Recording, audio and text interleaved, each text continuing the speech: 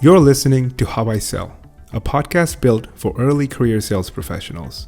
You'll hear stories, best practices, and guidance from top sales leaders on what it takes to become a sales superstar. Today's episode is made possible by Ramped Careers. Ramped is on a mission to build the next generation of workforce-ready talent.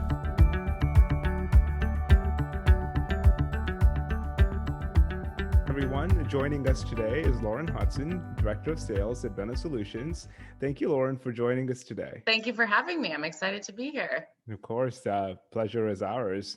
For those that don't know who you are, who is Lauren Hodson? Loaded question. I live in Toronto. I'm Canadian, grew up on the west coast of Canada in Calgary, Alberta. And I am the Director of Sales now at Vena Solutions. So we are a financial technology platform, actually Canadian founded as well, but have kind of gone now global. So yeah, that's a good summary, I think. Welcome you as the first Canadian we've had on season 1 of the podcast. No way! It's amazing. Super exciting. Another question along those lines, right? You've shared a little bit about your professional background, but how did you get there? Let's go back in time and where everything started. Oh my. Okay. First and foremost, I grew up in a big family. There's 4 kids in my family. I have amazing, wonderful parents and siblings that always taught me the value of a dollar, I guess, if you will. I remember when I was 11, 12, cell phones were becoming a thing and I was dying to get one. And I remember my mom saying, like, if you want one, you have to get a job and pay for it. Like, this is not, nothing's free. So kind of an aside there, but basically I think I got to the position I'm at because I was constantly pushed by my parents to be independent, to work really hard. Things are not just given to you in life. They were always really supportive, but they really pushed me to earn my own money from a really young age. If I wanted to do things that if I wanted to do things, that was on me to figure it out. And then I think from there, as a lot of salespeople will probably say, it was an accident. I did not really understand sales. I had always planned on, going to university. I wanted to be a lawyer, and that's what my plan was. And now looking back, I have no idea why. I think it was just a bucket that I felt like, would lead to me being successful, and kind of stumbled into sales and figured out I was good at it. So I think, I was also lucky to have a dad who built his career in sales. So he kind of guided me and said, you should try it. I still didn't really know what it meant. Again, sales is kind of this mystery of what does it really mean? What do you really do? You get the greasy car salesman mentality, but I kind of fell into it and ended up being good at it. And that's where I found my passion. And now have kind of also developed a passion for leadership within the realm of sales. Don't know if that actually answered your question, but No, it does. You've dropped a few nuggets of wisdom. One is, I think it's incredibly mature to understand at a relatively young age that nothing is free in life, and you'd have to work hard for it. I've had my parents tell me the same thing, but I didn't really grasp it for the longest time. I was a terrible child, and another funny thing is I'm actually a lawyer by training, and here we are talking about sales. So who knows? We could have gone to law school and we would have still ended up having the same conversation. I know. It's true. That's amazing. But tell me a little more though, because you mentioned something. You said no one really knows what sales. So what is sales though? I mean, the way you look at it, how would you define it? Yeah, it's a great question. Something I've been thinking about, over the last little while. I think sales is ultimately, when you break it down to the core, it is helping people find things to make their life better.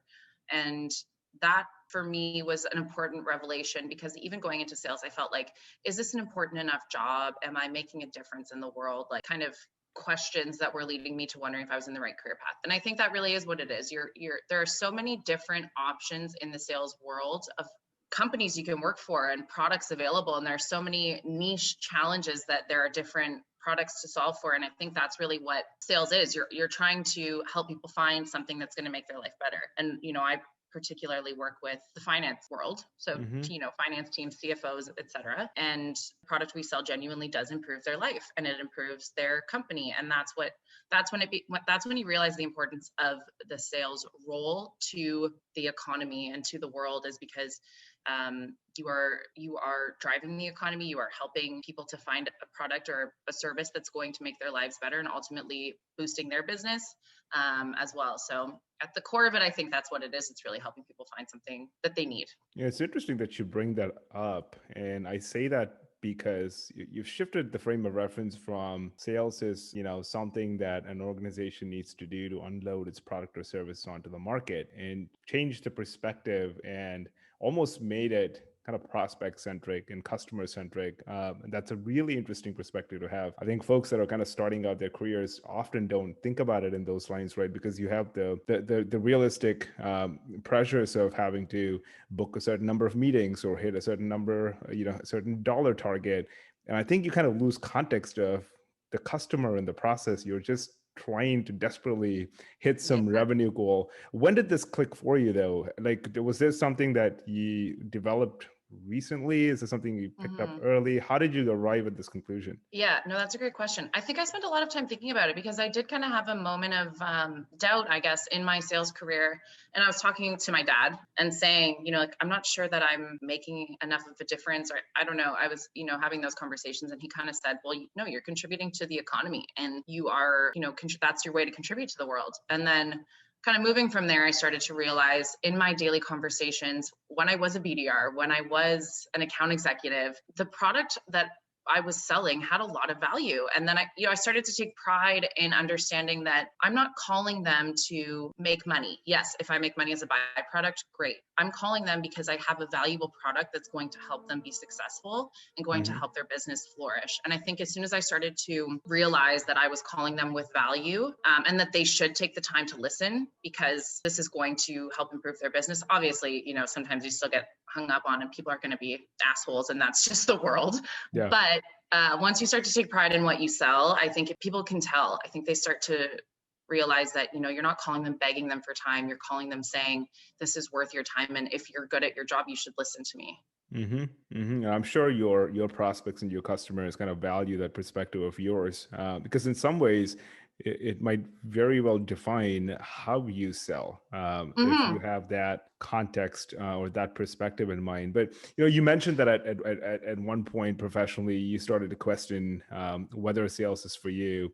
Let's dig into it a little more, because I think people get to that point at a certain stage in their life, some earlier, some later, some folks multiple times. What are some of the reasons why you felt that way? Was it completely driven by you kind of questioning, having an existential, I wouldn't call it a crisis, but existential question about like, what's my impact on the world? Or was it, did you just have like a bad quarter or a bad month at work? Like what brought you there? Both of those have happened in my career. First and foremost, I did talk a little bit about the existential crisis. But that did happen where I was really questioning, because I think I had these high hopes for what I was going to do. And I wanted to be, a social justice lawyer, and I wanted to like help the world. That was I kind of had this idealistic view of myself. I got over that pretty quickly by realizing that, again, the job I was doing was valuable, and it's more about the impact you have on the circle that you're with. You don't necessarily, the way that you make your mark on the world is through the people that you interact with, not necessarily like, this giant stamp that you have. And then the second part, I definitely had horrible quarters, or, I hated being a BDR. I hated it, but I was good at it. And I remember thinking, like, I was talking to my mom and I said, I wish I was just like good at coding, because, you go in and you code and you go home. And I know it's not that simple. now I know it's not that simple, but I always wish I had a really specific talent, I guess. It's like, why am I not just good at, being an engineer or being a coder? And it's tiring, because sales, a lot of your talent lies in your personality, and you have to constantly use your personality, and that's exhausting. So I definitely had moments of that where I was a BDR just thinking, I know I'm doing well at this, but do I actually enjoy it? Not really. And for me, it was like, get through my time as a business development rep. Now I look back at it fondly and I can see that I did enjoy parts of it, but during it, I really didn't like it. And as soon as I moved on from that position into other parts of the sales cycle, that's when I realized, like, okay, this is just, you have to get past that part of your career to get to the good stuff. And that's where you learn, and it's foundational. You absolutely need to do it, but that's not all of your sales career is not going to be spent, being hung up on and feeling exhausted all the time from trying to knock down the door and talk to people. So I think getting past that blip was important for me. You know, I like that you bring that up, because in many ways, now that you lead and manage a multitude of folks, including BDRs, I almost feel like you can empathize with them in ways that someone that didn't have the experience wouldn't be able to empathize with. Where if someone had a stellar experience as a BDR and enjoys just being hung up on and loved it, and they were managing a team of 30, 40, young fresh-eyed sales professionals that have terrible days, and they come up complaining to them, they said, I hate my job, I hate my life. Yeah.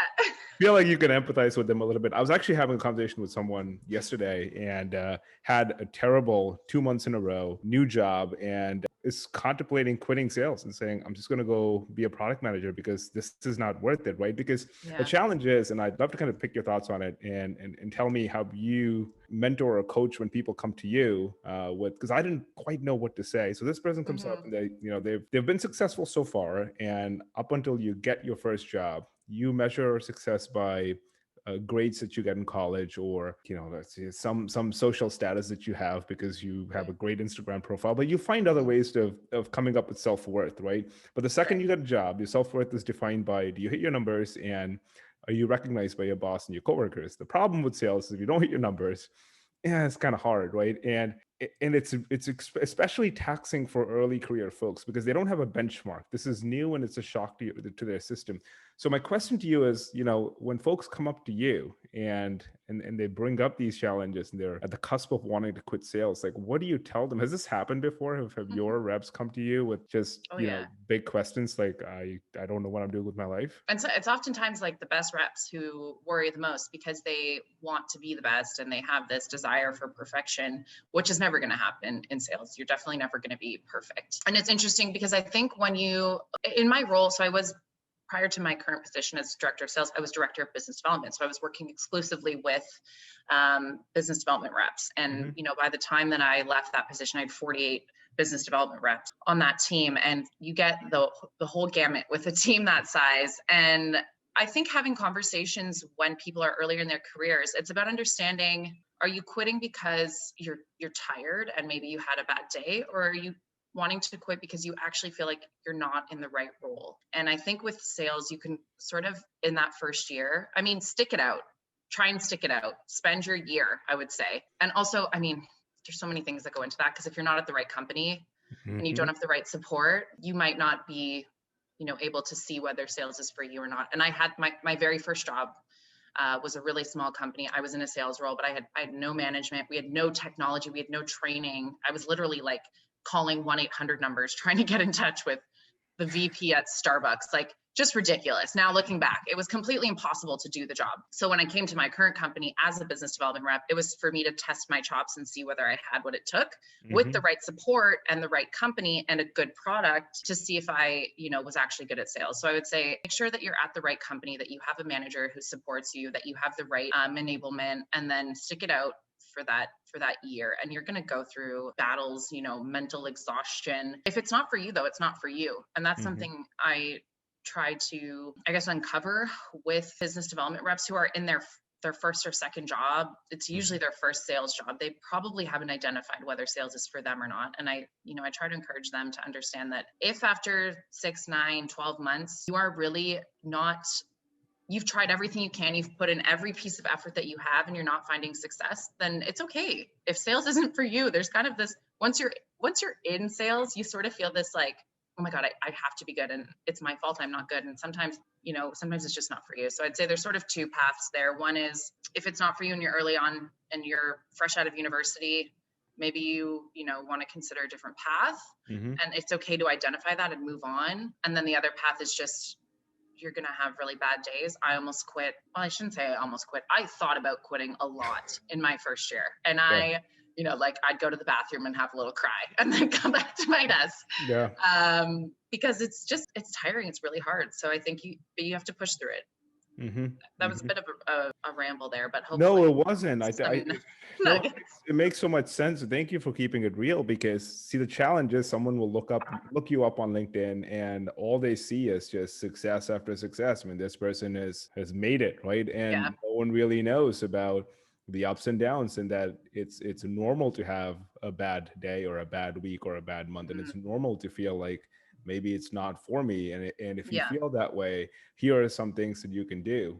Stick it out and ask yourself, is it because of me? Am I not doing the best that I can, or have I been dealt a crappy deck of cards? Is there no process in place, or have you not yeah, figured out messaging, or maybe what we have is a product that the world doesn't need? I mean, there's so many things that could come into play. exactly. Yeah. Let me ask you a tactical question though, because I do agree with you. I think that Mhm. there's a good chunk of folks that may very well have great professional careers in sales that end up quitting because they may have just stumbled upon the wrong company, the wrong boss, the wrong time, one too many times in a row. So from a tactical perspective, if I'm applying for a job and I have the opportunity to interview with, a person, two people, Mhm. how can you figure it out, or how do you develop? Because I think now you have a good pulse, but early on, Yeah. what advice do you have for folks that are interviewing to get a pulse of, do these folks know what they're doing, or is this going to be a shit show, for the lack of a better word? Totally. And I mean, going into my first job, I had no idea because in my mind, rose-colored glasses, I was like, oh, this is a cool tech company, and I'll figure it out. You kind of have this mentality, I'll figure it out. But you do need support. So I think in an interview process, something to remember is that when you are interviewing, you are also interviewing them to see if they're the right fit for you. Yes, you're going in and you're trying to present yourself the best that you possibly can to receive an offer, but you really have to suss out whether that company, manager, leadership team is going to be right for you. So I think pushing them on, of course you want to ask earnestly. You don't want to be going in and being like, hey, what's your training program? Like, is it good enough for me? But asking, what type of enablement do you have? What does training and enablement look like at your team and on your team? And then if it is your direct manager who you're interviewing with, asking them, how do you find, how do you work with your team members that you have now?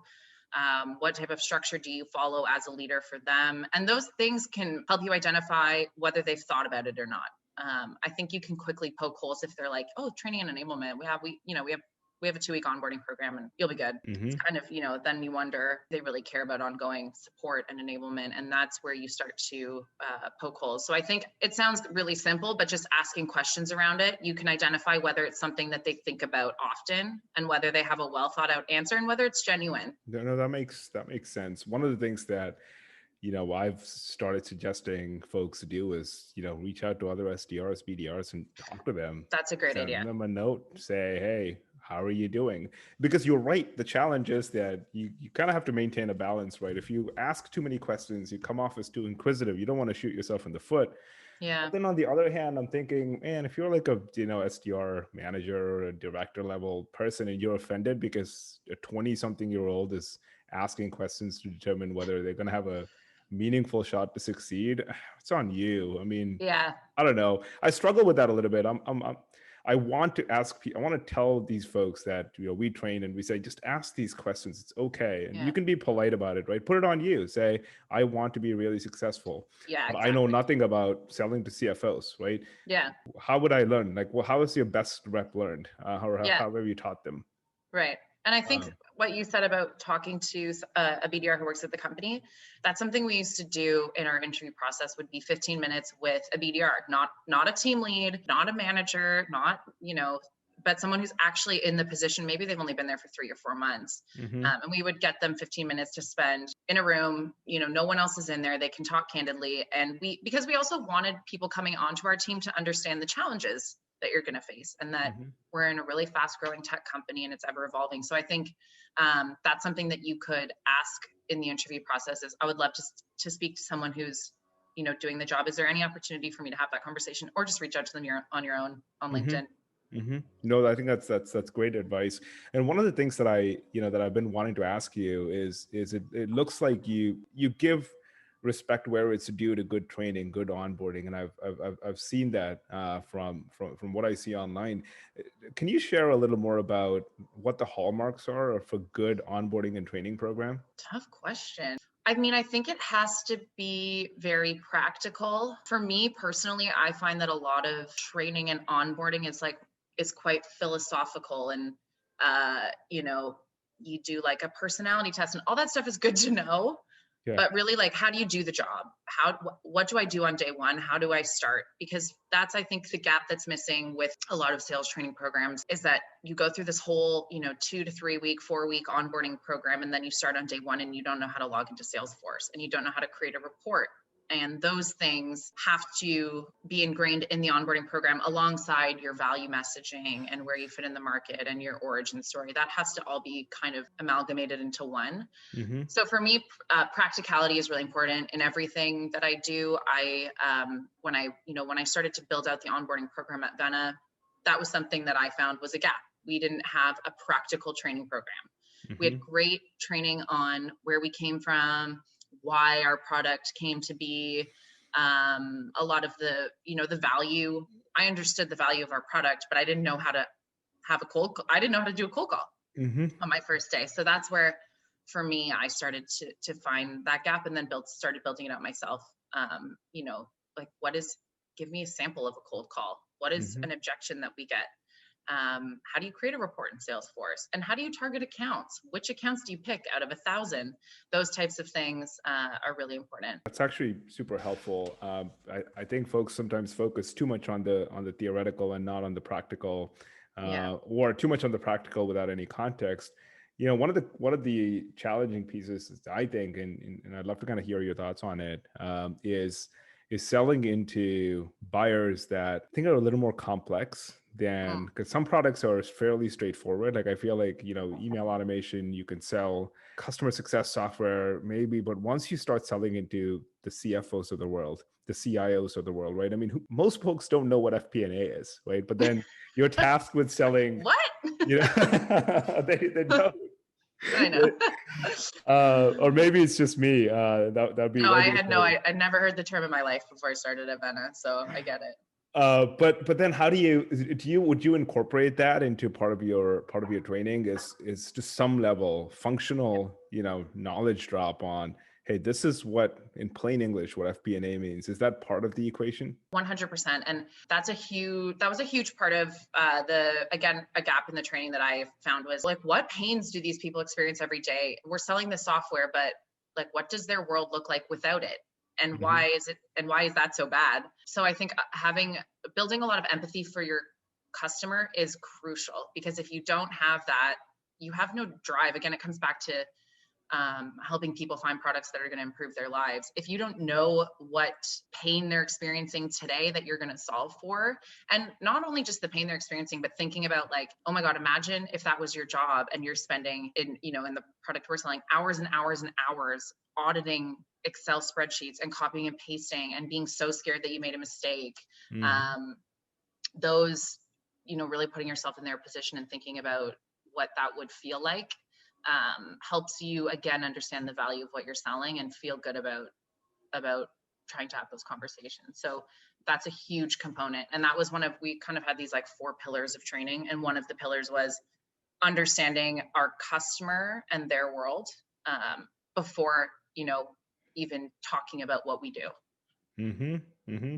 The specificity with which you just shared an example to explain what empathy for your customer means is super helpful. And I say that because oftentimes, you hear a lot of this on LinkedIn. So some days I don't want to log on because there's so much chat about, oh, I'm going to be empathetic towards my customer. And the extent of your empathy is, COVID's changed the world. I hope you have your job. Or I'm like, cut that nonsense. It's like not really empathy, because you haven't like done the actual work of understanding what your customer pain points are. And it's hard because how are you going to know unless someone teaches you that? Yeah, exactly. That's amazing.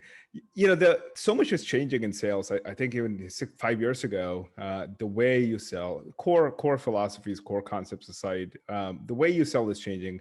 One of the things that we've seen is that a lot of B2B buyers expect a B2C experience, mostly because that's how they're living, their daily lives. Do you have a take? And I'd love to hear it if you have one, on where you think sales and BD is going to go in the next 5 years. Do you see change happening? Yeah, it's a great question. I definitely see that trend, and we see that in our business as well, sort of this desire for a B2C experience, being able to self-serve, being a lot of people want to go on the website and buy the product, or, do a free trial. And those types of things are very B2C, type of experience. So it's something that we're adapting to and thinking about in terms of, I think trying to, how do I phrase this? Trying to avoid that is stupid.